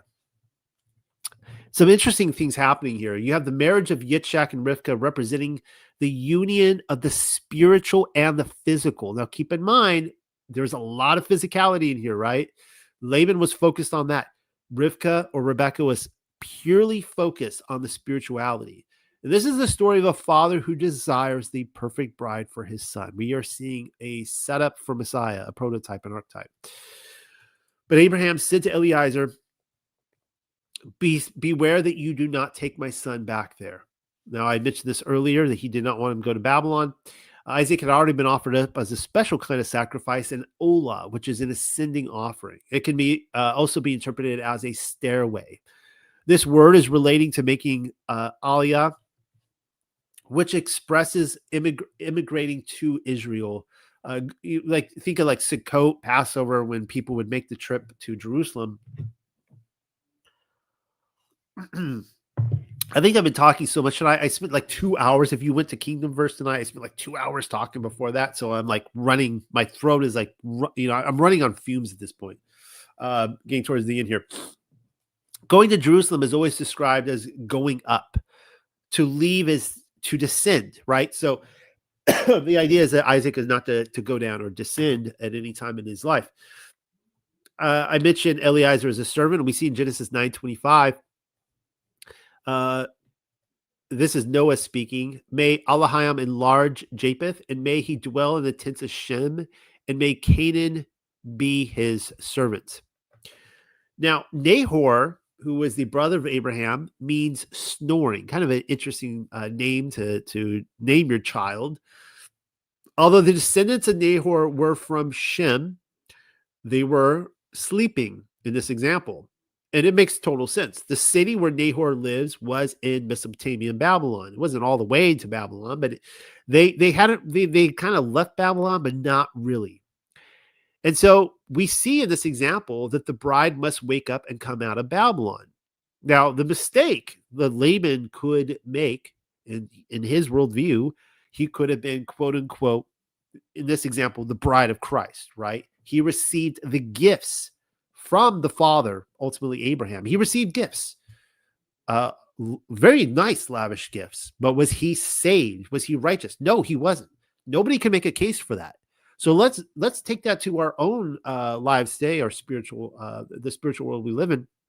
It was only Rebecca who came up and she left. She fled Babylon from the snorers, who were like the church of Laodicea that was in the hibernating state, right? Neither hot nor cold, just kind of coming in and out of their slumber, which is what we see with Laban. Revelation 18:2 says, and he cried mightily with a loud voice, saying, Babylon the great is fallen, fallen. And I heard another voice from heaven saying, come out of her, my people. And I believe this is the Ruach HaKodesh speaking here, wisdom Hakamaha. Come out of her, my people, my children, lest you share in her sins, and lest you receive of her plagues. Isaiah 13:19 says, in Babylon, the glory of kingdoms, the beauty of the Chaldeans' pride will be as when Elohim overthrew Sodom and Gomorrah. So the idea is that this entire kingdom is coming down. Excuse me. In fact, I think it did actually soon afterwards. It was, of course, it came back to fruition again at later times with Nebuchadnezzar and so on and so forth. But there was the wind flood, and there are references to this wind flood, and it appears that around this time, a lot of Mesopotamia was taken out by this massive wind event that just knocked everything over, buried stuff in sand dunes, and they were digging it out. I've covered that a couple years ago. It's been a while since I've looked into that or shared that information. But it seemed like Rebecca got out of there before. I don't know. I mean, I know that Yaakov went back at a later hour there, but it seemed like there was a lot of destruction that happened back then. Now, here's a kind of a funny picture of a camel. I like this one. I was looking at camels and I had to pick this one. Camels are ornery creatures. They like to spit and bare their teeth and bite. Nevertheless, I have a fondness for camels. I can't explain why, but one thirsty camel can drink up to 25 gallons of water. So there's that fact I couldn't quote from earlier. Glad I wrote it down. And Rivka had 10 camels to feed. So do the math on that. How many gallons of water she had to run back and forth and fill up for those very ornery, angry camels. And I asked, are the 10 camels representative of the 10 divorced tribes, the Goyim? Now, imagine what would have happened had Rivka not shown that kindness. I guess you could say, look at all the other women that were apparently there. They didn't show kindness. And look what didn't happen to them. They did not become the bride. They did not enter the genealogy of Messiah. They could have, and they did not. They were probably all related to Abraham in some way in that village. They could have been in the story of the Bible. We don't know any of their names because they did not show kindness. In that moment, there's just that decision, that moment, Rebecca had to make that decision to say, I'm going to go up to that guy. I don't know who he is. He's got 10 camels. that's quite the. I got a lot of chores to do in my day. I got Laban and mother and all these people I got to feed and cook for and do housework. But you know what? I'm going to show kindness to the stranger. So let's look what happened here to Lot. Now the two angels came to Sodom in the evening as Lot was sitting at the gate of Sodom. When Lot, so if you've ever gone to these ancient cities, even if you go to the medieval cities, I just went to a bunch in Europe, and you'd see the old walls, and you could see the gate where all roads would lead into, and so he's sitting right there. He is seeing all the travelers come and go. And when Lot saw them, he stood up to meet them and bowed down with his face to the ground. He said, "Now behold, my lords, please turn aside into your servant's house and spend the night and wash your feet. Then you may rise early and go on your way." And then first they were like, "No, we're not going to do that." And he insisted, and they went. Now imagine if he didn't do that. What would have happened to Lot? People just assume that the angels would have pulled. Why would they have pulled them out? What, they could have walked right past them. Did he know they were angels? I don't know. I don't know if he knew.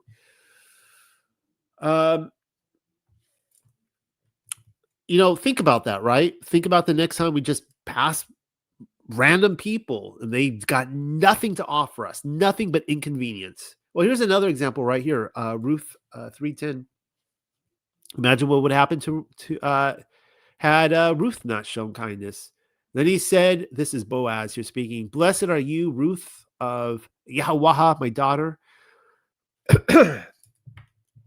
for you have shown more kindness at the end than at the beginning. Excuse me. In that you did not go after young men, whether poor or rich." Excuse me. We see some characteristic similarities there with Ruth, with Rivka, that she wasn't really interested in the, what was in their pocket, what kind of car they were driving, whatever. She was showing a true spiritual beauty in her goodness. Here's another one. Imagine what would happen if this is Rahab. Had Rahab not shown kindness, well, she would have died. I can tell you that right now. I'm going to read this just because this is premiering. This is the first time I think that I've read. I might have read a passage before from Pamela's translation from Paleo Joshua, which we're going to do a line for line on in the next few weeks. And she said toward the men, this is Rahab speaking to the spies, "I know that Yahweh, the ever-living, has given the land to you, and because your terror has fallen upon us, and because he has caused the inhabitants of the land to melt from before your faces." Now, pausing here, tonight we have seen a few different ways that Yahweh has been introduced to women. To Rebecca, we see, the goodness of Yahweh, the God of Abraham introduced. To Laban, it was the material God, the riches, right? The riches that are bestowed. For Rahab, it was this terror. And that's not necessarily a bad thing. This is like the sky is about to fall type of, like, Yahweh is in control. But notice that this terror, she says, she's telling these spies that this terror, I'm terrified of what's going to happen, and everybody else is too. But there's a difference. She repented. Now, tradition has it that she actually married Joshua, which is kind of exciting thought. And she was, of course, a prostitute, but she repented. And she's like, I know that if your God is as powerful as what we're seeing, like, I want to be a part of this. For we heard how Yahweh, the ever-living, dried up the water of the Red Sea, or the Saup Sea, the Sea of Reeds, from before your faces, and you're coming forth from Mitzrayim, and what you fashioned with the two Malachiah of the Amariah in the region beyond the Yarden, and to Saacon and to Og, whom you utterly destroyed them. And we heard, and our hearts did melt, and there and there rose not up any more the Ruach and man from before your faces. For Yahweh, your Allahayah, he is Allahayam in Shamayam, above and upon Arats beneath. And at this time I beseech you, solemnly swear unto me by Yahweh the ever-living, for I have fashioned Kasad with you, so that you will also fashion Kasad with my father's house. And you will give to me a firm perpetual sign that they will remain alive, my father and my mother and my brother and my sisters and all which is to them, and you will snatch them away, our nefeshath, from death. It's just quick thought on this. We do hear about the salvation of houses. I believe that is legitimate. Usually, in every case that I can think of in Scripture, it is the man that can, save his household, right? His wife and his children, so long as they agree to live under the rules. In this instance, it's the woman. I don't know if she's the matriarch of the family. I don't even know how her family feels about her being a prostitute. Maybe it was completely acceptable. Maybe they were all in the prostitution business. I don't really know. We don't really have that information. Nevertheless, she, through her faith and her belief and her repentance, she actually saved her family. Really interesting. Were there some relations, kind of like Lot's wife, that didn't make it? Who knows? All right, so let's look at Paul here. This is what he says in Romans 2:4. Or do you despise the riches of his goodness, forbearance, and long suffering, not knowing that the kindness of Allah Hayam leads you to repentance? Ephesians 4:32 says, and be kind to one another, tenderhearted, forgiving one another, just as Adonai in Messiah forgave you. And we're going to see the fruit of the spirits here in Galatians 5. But I say, walk by the Spirit, and you will not carry out the desire of the flesh. For the desire of the flesh is against the Spirit, just like we saw with Laban, and the Spirit against the flesh. For these are in opposition to one another in order to keep you from doing whatever you want. But if you are led by the Spirit, you are not under the law.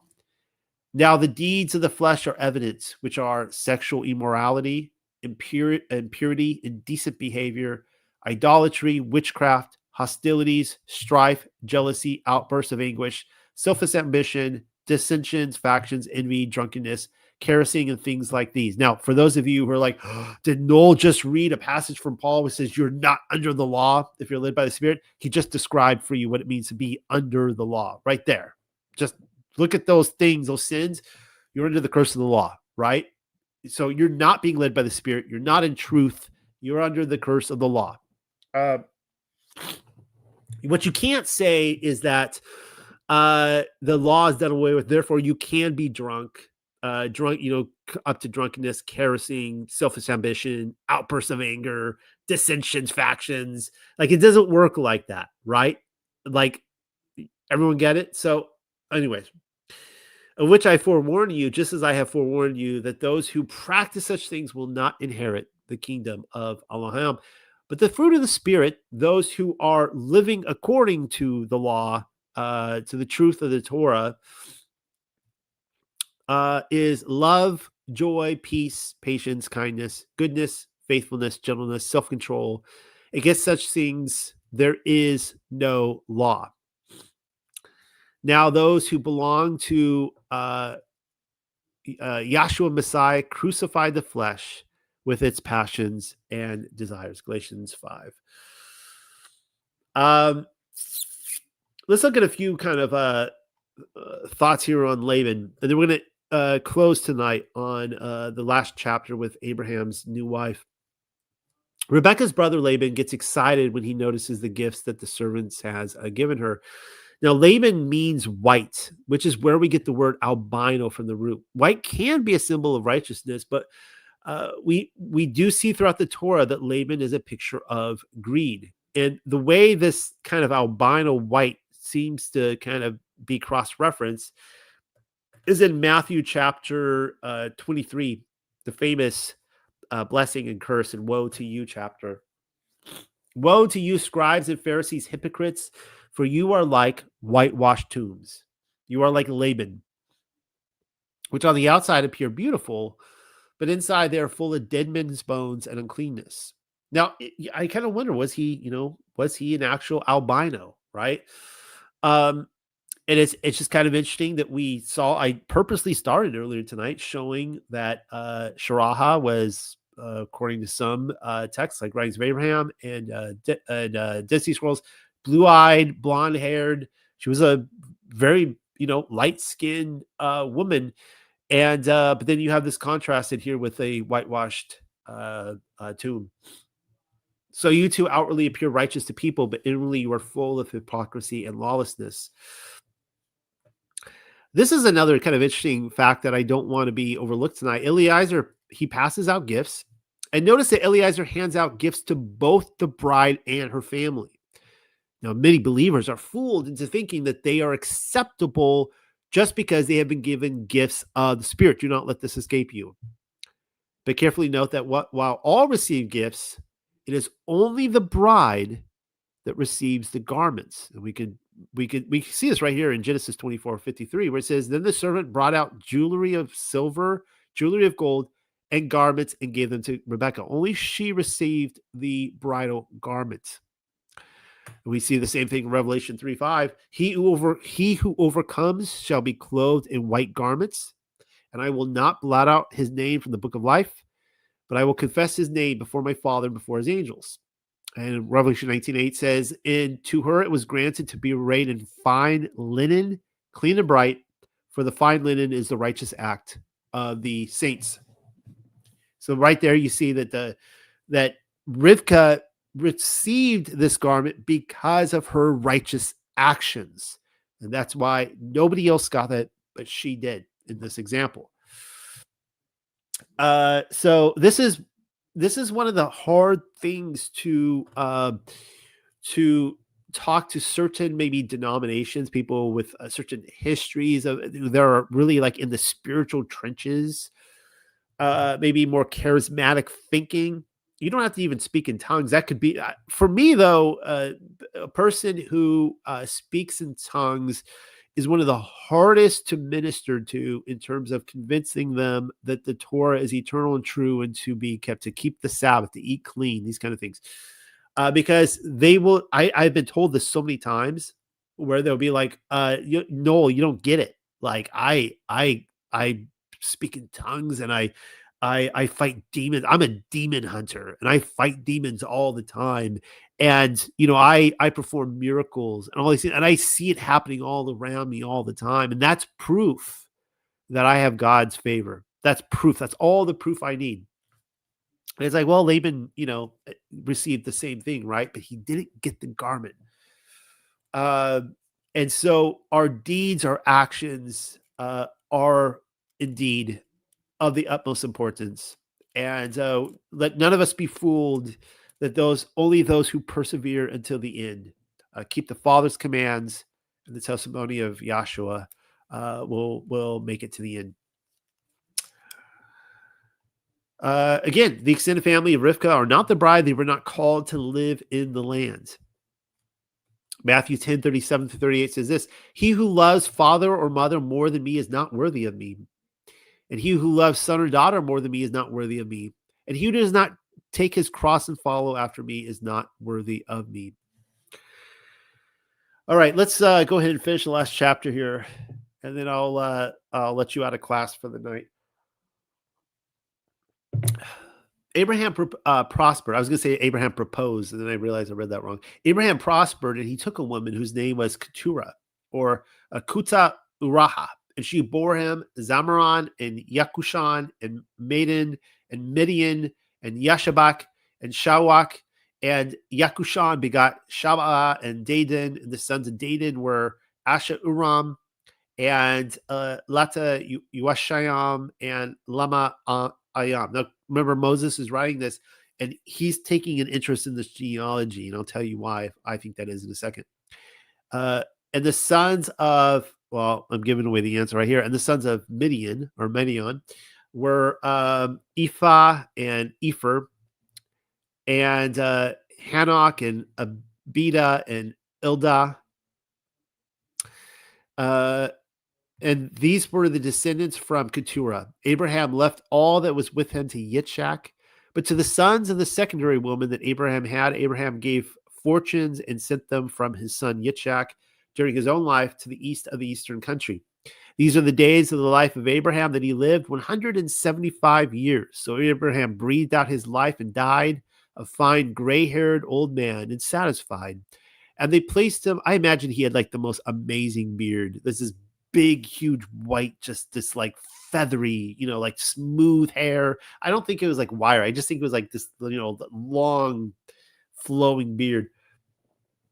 A fine gray-haired old man is satisfied, and they placed him with his people, and his sons Yitzhak and Yishmael buried him in the cave of Machpelah on the estate of Ephron, the son of Zohar and the Hittite, or the Hathiah, which is before Mamre or Mamrah, the field which Abraham bought from the sons of Hath. There Abraham was buried with Sharaha his woman. After the death of Abraham, Allahayam prospered Yitzhak his son, and he resided at the well of vision. We're going to end with all these names tonight. Now, these are the sons of Yishmael, son of Abraham, whom Hagar, the Mitzri, the slave of Sharaha, had by Abraham. I'm going to actually read from the KJV here, just because I think I can pronounce these a little bit better. The firstborn of Ishmael was Nabajoth and Kedar and Adbeel and Mibsam and Mishma and Duma and Masa, Hadar and Tima, Jeter, Naphish, and Kidima. These are the sons of Ishmael or Yashmael, and these their names by their villages and towers, 12 men by their nations. I've always wanted to do a study on these 12 chiefs, and I never really have. Maybe next Torah portion I'll have to do that. I always say the ending kind of gets left out. The years of the life of Yishmael were 137 years when he breathed out his life and died, and was added to his people, and they took him from Chahwa Yalaha to the wall which is between Mitzrayim and the road to Assyria, laying him in the presence of all his fallen relatives. All right. Let's talk really quickly with the closing minutes we have about Keturah and why I find her to be so interesting in this account, why Moses is putting attention on her, because he didn't have to. I mean, he didn't have to talk about Abraham's wife and her children. It seems to be kind of like a piece of information. Like, why is that there, right? Now, the question that we need to ask first, is Keturah and Hagar the same woman? I bring that up because according to rabbinical tradition, she is. But then here's what the writings of Abraham states.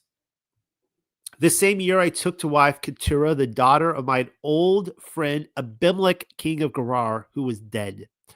So there's an interesting connection there, right? I want you to see that Keturah, according to the writings of Abraham, she's not Hagar, but she's the daughter of Abimelech. Keturah, and then it goes through all the sons that she bore. All right.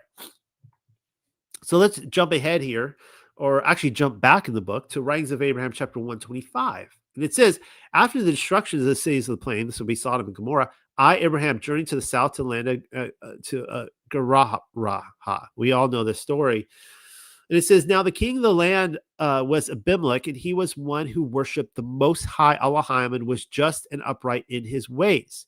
And Abimelech had entered the Kudash, the holy order of Elohim. This is the Melchizedek order. And was a priest and a king after the order of the Most High Elohim, and had received the rights and ordinances of the Bezorah.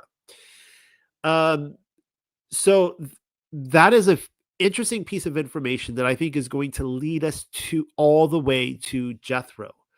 I am of the suggested opinion that Keturah also was a priestess, and that their sons carry this down to when we hear that, like, why is Moses referring to Jethro as a priest of Midian? Like, what is a priest of Midian? Everyone has asked this question. I think it was related to the Melchizedek priesthood. I think there was, it was, maybe by the time they got to Jethro, some of the school of Shem had kind of been lost, some of the information. Maybe he didn't have the Torah at his disposal. We know that Abraham was taught the Torah through Shem, through Melchizedek. Let's see, what is this here? This is Yashar. I'm not going to read that account. So just a few things in on here. Keturah, her name means spices, and in fact, certain tribes associated with the spice trade have long been suspected as being descendants of Abraham and Keturah. As merchants, probably spice traders, it was the Midianites that brought Yosef from his brothers. Their territory was located on the Arabian Peninsula. These are the same Midianites in the same region to where Moshe arrived when he fled from Egypt. This area is where Elohim showed up in the burning bush. And Moshe's wife was the daughter of, as you know, the priest of Midian, Zipporah. We'll get there eventually. So I'm going to end on that tonight. Hopefully you guys enjoyed that. Thank you for joining me. We will do this again next week, Yah willing. I have a lot of great material coming up, some excellent interviews, different topics we'll be looking at and investigating. Just remind everyone, let us please consider blessing Pamela and Rebecca. Link below in the description box. It should be immediately below. Just pour out your love on them. And let's see this translation of the Paleo continue. Let's, Yah willing, all of Canon can get done and they could be well fed, well taken care of. Good night, everybody.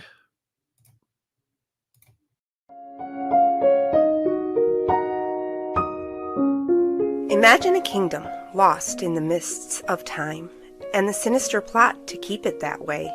Our Father in heaven, sitting in his timeless abode, created the past and the future for those of us who live on the earth. He made the framework and the order. The future is kept hidden, but to a special few. What kind of evil interferes with that order and hides the past as well? This story is our family's inheritance that we now wish to share with as many as possible. We are acutely aware that there is a worldwide deception underway, which desperately needs a counter. Remember, this is the time of the little season. It is the short time allowed to be governed by the father of lies.